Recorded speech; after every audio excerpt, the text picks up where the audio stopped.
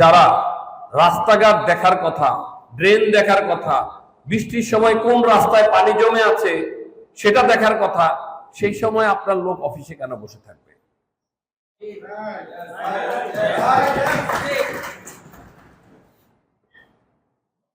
আমি দেখেছি 12 নম্বর ওয়ার্ডে পানি জমে আছে, 15 নম্বর ওয়ার্ডে পানি জমে আছে। আমি সারাদিন খবর নিয়েছি যে ওখানে কি কোনো পৌরসভার লোক গিয়েছে কিনা। ওনারা বলেছেন না। এটা তো আপনারা বুঝেন যে আমার অন্তত আপনাদের আগে খবর নেওয়ার স্কোপ আছে, কারণ আমি সম্পৃক্ত জনগণের সাথে সরাসরি।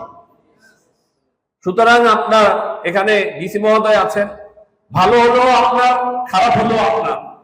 আপনি এই জিনিসগুলো আপনার পৌরসভা, আপনার ভিতরে আপনি এই জিনিসগুলা একটু দেখবেন যে প্রথমে এসে তারা ট্যুর দিবে যে আমরা কি করি। এখন আমি আমার ব্যবসায়িক ভাবে আমি একটা ইন্ডাস্ট্রিয়ালিস্ট, তো আমি যখন আমার ফ্যাক্টরিতে ঢুকি আমি কিন্তু অফিসে যাই না, আমি ফ্লোরের সকল ইয়াদের সাথে, আমাদের ওয়ার্কারদের সাথে আমরা দেখি, কথা বলি।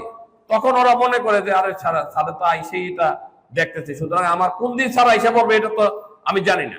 তা আপনার পৌরবাসীর চাহিদা যে পৌরসভার যিনি এই যে দায়িত্বে আছে সে ওইখানে বসে থাকবে, আর আপনি আমার পানির বিল আর হোল্ডিং ট্যাক্সের টাকায় তার বেতন দিবেন, এন্ড অফ দ্য ডে সে কোনো কাজ করবে না, তাহলে ওই বেতন দেওয়া যাবে না। আমি পৌরবাসীকে নিয়ে আপনার অফিসের সামনে অবস্থান নিব।